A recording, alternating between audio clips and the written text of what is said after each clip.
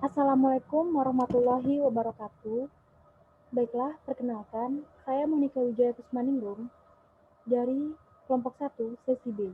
Di sini saya ingin mempresentasikan hasil penelitian saya yang berjudul Makna Hidup Seorang Peas Jenazah.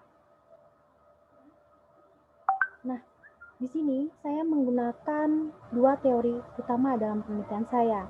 Yang pertama yaitu teori Erikson, yang mana teori ini membahas tentang tahapan siklus hidup manusia.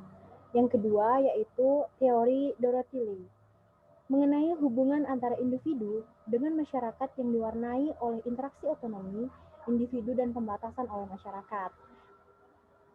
Nah, kemudian kita akan jelaskan satu-satu pada poin yang saya akan bahas. Nah, secara umum, menurut Santrok, individu berpikir bahwa kematian hanya terjadi kepada orang tua saja. Namun, tidak dapat dipungkiri, kenyataannya kematian dapat terjadi kepada segala usia dan segala fase dan siklus kehidupan manusia. Nah, kemudian di sini yaitu bekerja. Bekerja itu sehari-hari adalah usaha untuk memenuhi kebutuhan hidupnya, baik secara fisik maupun sosial. Bekerja itu dicapai dan dilakukan hendaknya dengan harapan bahwa aktivitas yang dilakukan itu membawa sesuatu keadaan yang lebih baik, seperti terpenuhinya kebutuhan sosial, ekonomi, dan terwujudnya hubungan sosial dengan lingkungan yang baik di sekitarnya. Nah, kemudian dari judul yang telah saya sampaikan tadi, di sini ada poinnya yaitu mengenai perias jenazah. Kemudian perias jenazah ini pekerjaan menjadi seorang jenazah masih sedikit peminatnya, dianggap menakutkan, apalagi kita harus menghadapi kondisi jenazah yang terkadang menimbulkan ketakutan seperti kondisi mayat yang sudah tidak utuh lagi, atau mayat yang sudah rusak, atau terdapat bagian yang tidak utuh. Gitu. Yang biasanya mayat korban kecelakaan atau korban-korban dengan kasus tertentu yang dilihat secara langsung serta menimbulkan rasa takut. Menurut Santrok, AR, dan Ediati tahun 2019. Nah, kemudian pekerjaan menjadi perias jenazah ini masih sedikit peminatnya karena dianggap menakutkan, apalagi ketika harus menghadapi kondisi jenazah yang tidak utuh lagi. Nah, kemudian menjadi perias jenazah atau perias mayat ini tidak hanya bermodalkan keberanian saja, namun juga harus memiliki jiwa seni yang tinggi. Karena apa? Karena menjadi seorang merias jenazah ini bertugas untuk membuat objek riasan pada klien kita atau pada jenazah nantinya, yang mana setiap jenazah itu atau klien memiliki bentuk muka atau kondisi atau polesan serta riasan yang berbeda-beda tentunya, seperti itu. Nah, kemudian yang poin selanjutnya yaitu mengenai metode. Metode penelitian yang saya gunakan yaitu menggunakan penelitian kualitatif dengan pendekatan fenomenologis, yaitu pendekatan yang menggunakan latar ilmiah dengan maksud menafsirkan fenomenologi yang terjadi, terutama dari sudut pandang pelakunya, menurut Suryani dan Syafiq 2016. Nah, kemudian di sini pada penelitian makna hidup mengenai seorang perias jenazah terdapat 4 tema induk yang ditemukan. Yang pertama yaitu alasan menekuni profesi. Yang kedua, dampak profesi. Yang ketiga, profesionalitas kerja. Yang keempat, tanggapan orang sekitar.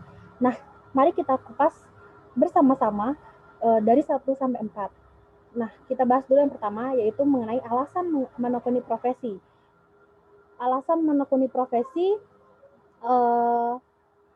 yang pertama, menurut subjek B, alasan menekuni profesi itu mencintai pekerjaan, menjadi kepercayaan tersendiri, memiliki pekerjaan tetap, melalui pekerjaan ini dapat membantu sesama.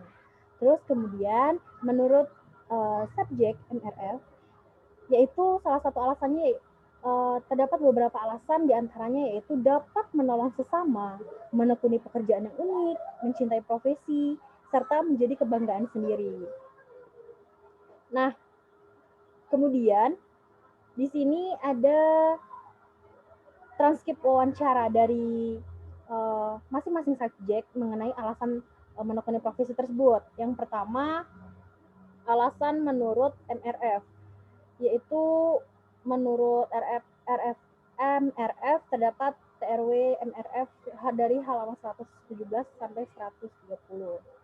Nah, awalnya kita melihat profesi ini menurut MRF ini karena diajak teman untuk membantu mereka, kemudian pernah suatu saat ingin merias ini tidak datang akhirnya. Ketika dimintai tolong pertama kalinya, pasti merasakan rasa takut karena karena belum terbiasa. Nah, kemudian lama-kelamaan akhirnya terbiasa dan keterusan menjadi seorang jenazah. Seperti itu. Kemudian pada transkrip wawancara mengenai subjek MRF ini juga di bagian TRW MRF 6 sampai halaman 9. Nah, di situ ia mengatakan bahwa pengalaman sukanya menjadi pres jenazah ini kita dapat membantu pekerjaan yang semua orang tidak bisa atau semua orang belum tentu bisa melakukannya seperti itu. Nah, kemudian dampak profesi menurut MRF. Nah, dampak profesi menurut MRF ini yang pertama ada dampak positif dan dampak negatif. Tentunya kalau dampak positif yaitu ketakutan terhadap mayat berkurang. Kemudian dampak positif lagi yaitu menjadi pribadi yang lebih religius, dapat menggunakan yang sudah kadaluarsa atau make up yang sudah tidak terpakai. Kemudian dampak psikologisnya yaitu yang pertama perasaan kasihan, perasaan khawatir, ketakutan, kegelisahan, kecemasan. Itu adalah dampak psikologis yang dialami oleh MRF. Nah, mengapa MRF ini merasakan dampak positif terjadi pada dirinya, yaitu dengan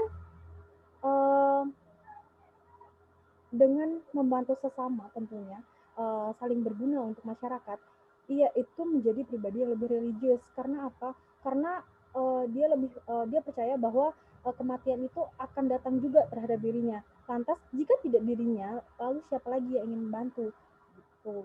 Kemudian MRF ini juga mengatakan bahwa dapat menggunakan make up atau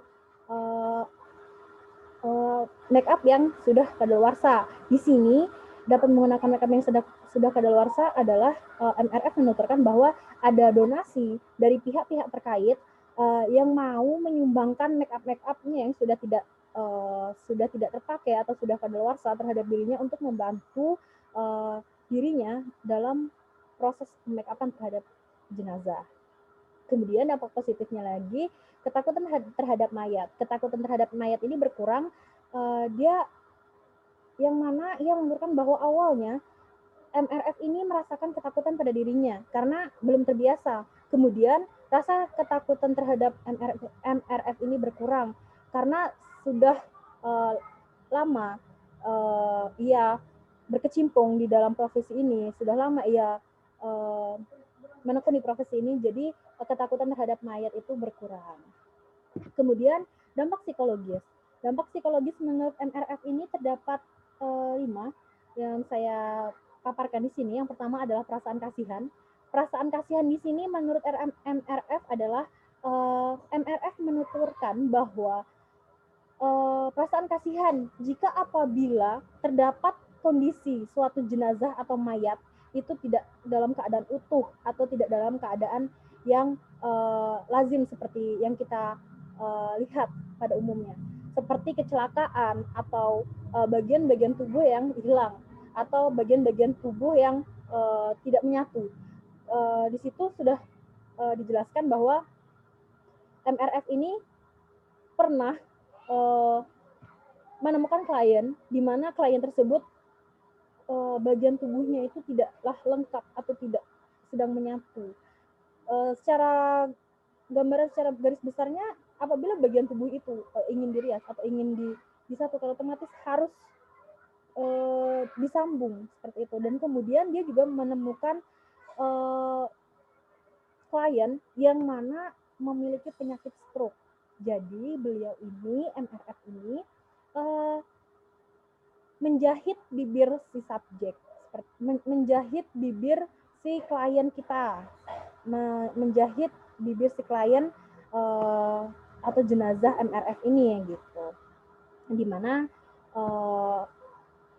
menjahitnya ini dalam konteks yang perasaan kasihan tentunya kan, dimana dia tidak tega terhadap klien atau jenazah yang sedang ia rias seperti itu. Namun itulah jalan satu-satunya yang dapat ia lakukan, karena untuk menutup mulut yang tadinya terbuka atau nganga agar menjadi tertutup seperti itu.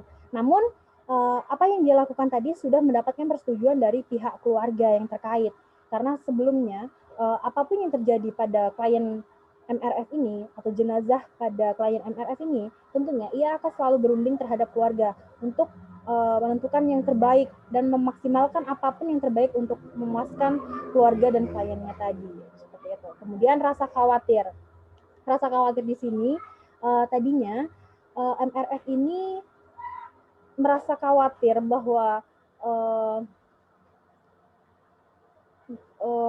gimana ya, merasa khawatir jika apa yang ia lakukan itu kurang memuaskan untuk kliennya gitu. Tapi tidak hanya itu, perasaan khawatir yang dia rasakan pun banyak. Salah satunya yaitu perasaan khawatir jika anak-anaknya mengalami ketakutan yang berlebih terhadap dirinya mengenai profesinya tersebut. Nah, ketakutan yang di sini yang saya paparkan selanjutnya yaitu ketakutan di mana MRF ini yang tadinya belum sering atau belum terlalu menjajaki profesinya sebagai seorang petugas jenazah, ia memiliki rasa ketakutan. Karena apa? Ia harus berhadapan dengan mayat yang tadinya ia belum sering kali dia lihat gitu. Belum sering kali dia tangani.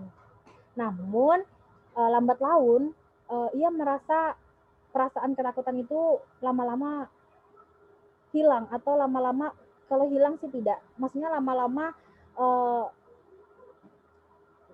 terbiasa seperti itu. Kemudian kegelisahan dan kecemasan. Nah, kegelisahan dan kecemasan ini tak dapat dipungkiri bahwa MRF ini awalnya ia mengalami kegelisahan dan kecemasan terhadap dirinya, yang mana MRF ini seringkali mendapatkan mimpi mengenai kliennya yang mengenai klien MRF ini atau jenazahnya tadi setelah dirias, mendapatkan ucapan terima kasih, atau melalui mimpi klien MRF ini atau para jenazah yang telah dirias tadi memberikan senyum di mimpinya tersebut, atau ketika pas proses periasan jenazah tersebut memberikan ekspresi dari hasil riasan tersebut seperti senyum atau bahagia.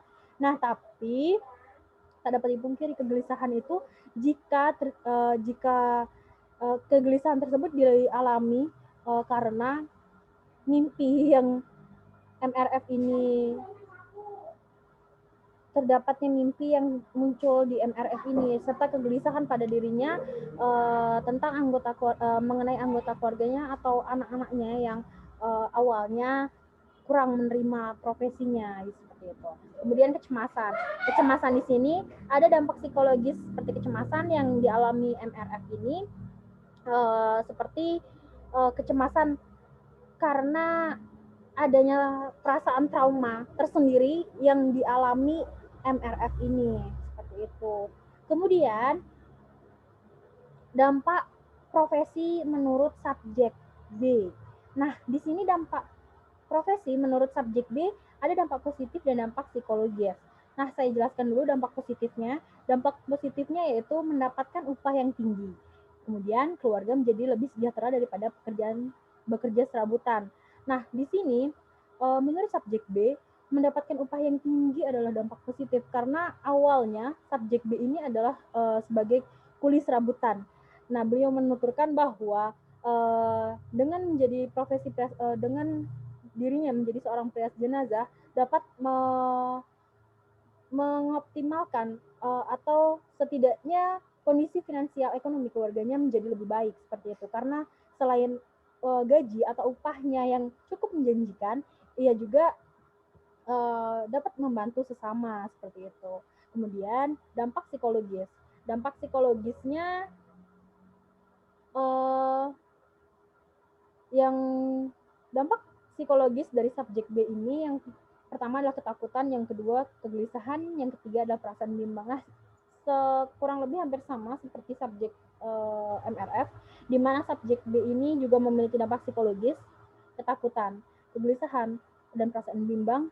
Tidak dapat dipungkiri karena sebagai peras jenazah, tentunya hal tersebut sudah menjadi hal yang lumrah atau wajar. Karena awalnya ia adalah profesinya sebagai buruh kuli. Nah, yang mana tadinya ia juga uh, membantu temannya untuk dapat membantu temannya untuk merias jenazah. Nah, kemudian dari situlah ia dikenal oleh masyarakat atau tetangga sekitarnya dengan si B seorang peras jenazah. Nah, di situ kemudian perasaan takut itu awalnya muncul ketika beliau ini belum terbiasa menangani suatu jenazah atau mayat. Kemudian kegelisahan ini juga tentunya muncul terhadap subjek ini dikarenakan rasa gelisah yang tadinya adanya rasa takut yang muncul terhadap diri beliau, kemudian rasa takut itu menjadi kegelisahan tersendiri yang berdampak pada psikologis subjek B ini tersebut seperti itu. Kemudian perasaan bimbang. Nah, perasaan bimbang di sini adalah perasaan bimbang ketika si subjek bingung ketika jatuhnya tidak bingung. Subjek ini lebih ke untuk menentukan proses riasan yang baik untuk kliennya ini seperti itu. Kemudian perasaan bimbang di sini juga dia selain sebagai profesinya sebagai peras jenazah, dia juga tetap melanjutkan profesi beliau sebagai kuli atau buruh serabutan seperti itu. Namun perasaan bimbang di sini kan tidak semua orang memiliki keahlian atau tidak semua orang berani untuk menjalani profesi sebagai seorang peras jenazah ini seperti itu. Kemudian yaitu yang saya ingin paparkan yaitu mengenai profesionalitas kerja. Nah, profesionalitas kerja di sini terdapat 3 poin yang ingin saya paparkan. Yang pertama adalah sikap yang harus dimiliki, kemudian penanganan jenazah, serta nilai sosial. Nah, sikap yang harus dimiliki oleh seorang peras jenazah yaitu bukan hanya pandai dalam hal merias saja, namun juga harus memiliki keberanian yang tinggi serta rasa tanggung jawab yang besar. Karena apa? Karena jika kita memiliki keberanian saja namun tidak memiliki proses atau tidak memiliki skill dalam merias, itu tentulah tidak akan menjadi hal yang seimbang karena proses periasan jenazah ini harus pandai dalam segi merias dan harus memiliki keterampilan dan kemudian memiliki keberanian dan tanggung jawab yang besar, tentunya tepat waktu seperti itu. Yang kemudian yaitu penanganan jenazah. Penanganan jenazah di sini waktu periasan jenazah itu sangat beragam sekali karena setiap jenazah itu memiliki kondisi yang berbeda-beda. Nah, dari sini subjek MRF dan B menuturkan bahwa waktu periasan yang mereka butuhkan untuk merias jenazah itu sangatlah beragam. Nah, jika jenazah tersebut dalam kondisi utuh atau dalam kondisi yang baik meninggalnya atau wajar, beliau itu hanya memerlukan waktu yang tidak cukup lama, mungkin hanya sekitar 1 atau 2 jam. Namun jika penanganan jenazahnya ini jenazah yang ditanganinya itu dalam kondisi yang tidak lazim atau tidak wajar, atau terkena atau tidak utuh bagian anggota organ tubuhnya, otomatis beliau harus beliau juga perlu dibantu oleh tenaga medis untuk membantu menyambungkan bagian-bagian dari jenazah yang tidak utuh tadi, atau menjahit bagian-bagian jenazah yang perlunya dijahit seperti itu. Nah, kemudian barulah beliau ini mengerjakan tugasnya sebagai perias jenazah, yaitu pastinya merias dari jenazah atau kliennya tersebut. Kemudian yaitu nilai sosial. Nilai sosial di sini menurut MRF yaitu tentu nilai sosial MRF nilai sosial menurut MRF yaitu nilai sosial yang seorang perias jenazah sangat beragam, yaitu salah satunya yaitu menjaga rahasia kliennya atau menjaga rahasia jenazah atau mayatnya yang sedang ia tangani. Karena apa? Menjaga aib atau menjaga rahasia dari jenazah atau kliennya itu adalah merupakan suatu keharusan yang harus ia miliki. Selain memiliki nilai sosial, itu juga merupakan hal yang sudah sangat pasti tidak boleh orang lain tahu, karena itu aib gitu, seperti itu. Nah, kemudian nilai sosial lainnya juga yang dikatakan oleh subjek B, dia juga nilai sosial yang harus ia bawa, yaitu sama seperti MRF, yaitu menjaga kliennya atau menjaga rahasia si klien atau jenazahnya seperti itu. Kemudian selanjutnya yaitu tanggapan orang sekitar. Nah, tanggapan orang sekitar ini tentunya tanggapan dari keluarga, masyarakat, atau lingkungan sekitarnya. Nah, kita bahas dulu mengenai tanggapan orang sekitar menurut MRF. Nah, tanggapan orang sekitar mengenai profesinya ini, MRF ini mempunyai anak-anak, di mana anak-anaknya itu juga sangat ketakutan jika mendapati ibunya bekerja sebagai perias jenazah. Seringkali anaknya tidak mau berdekatan dengan MRF ini ketika tahu bahwa ibunya itu pulang dari merias jenazah. Nah, kemudian tanggapan orang sekitar menurut MRF itu juga dari keluarga. Nah, keluarga ini awalnya menentang pekerjaan MRF ini dikarenakan bahwa beliau merupakan orang yang memiliki kesehatan jasmaniah atau rohaniah yang kurang cukup baik, di mana terdapat trauma tersendiri terhadap dirinya di masa lalu seperti itu, di mana beliau sering kali diganggu oleh hal-hal mistis atau di luar dugaan. Nah, ini alasan mengapa MRF keluarganya menentang seperti itu. Nah, kemudian tanggapan orang sekitar dari subjek B. Nah, tanggapan orang sekitar dari subjek B ini di mana tanggapan dari subjek B ini, tanggapan orang sekitar di subjek B ini adalah mengingat usia si subjek B ini yang sudah tidaklah muda lagi atau sudah renta, sudah usia yang memang seharusnya tidak bekerja yang mungkin terlalu berat dan rumit seperti itu. Nah, subjek B ini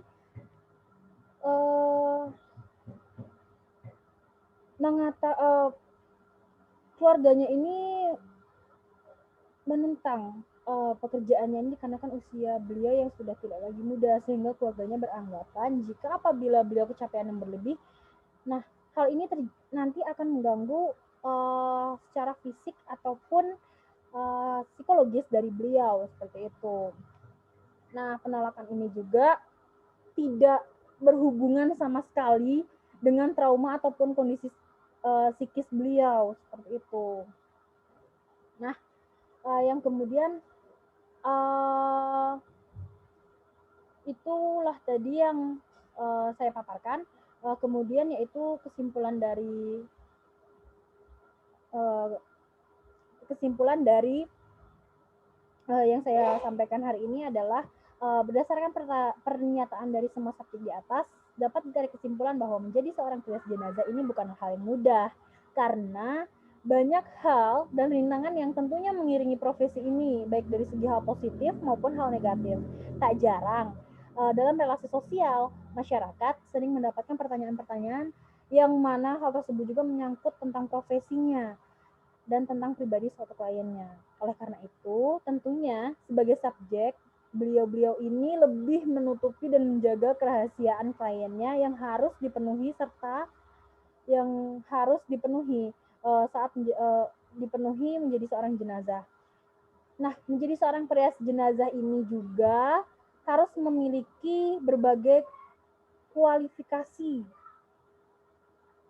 serta akan terdapat banyak pertentangan dari keluarga ataupun masyarakat sekitar yang memang harus kita benar-benar siap dari segi mental dan fisik gitu.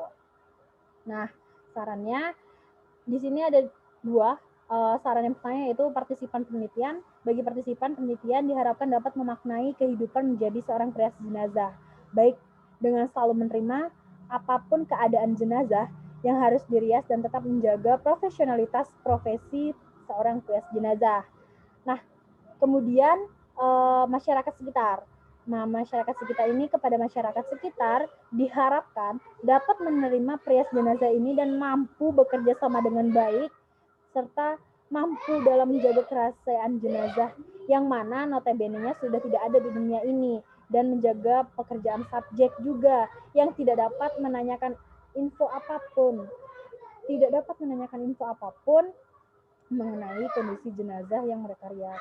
Karena memang sebagai perias jenazah tentunya kita juga harus menjaga kerahasiaan si subjek yang mana sudah saya jelaskan di awal tadi. Kerahasiaan jenazah itu sudah menjadi hal yang wajib yang mereka harus jaga yang mana hal tersebut juga akan bersangkutan atau sangat berpengaruh terhadap profesinya tersebut. Nah, mungkin hanya itu yang dapat saya sampaikan pada penjelasan yang saya sampaikan hari ini. Mungkin saya cukupkan.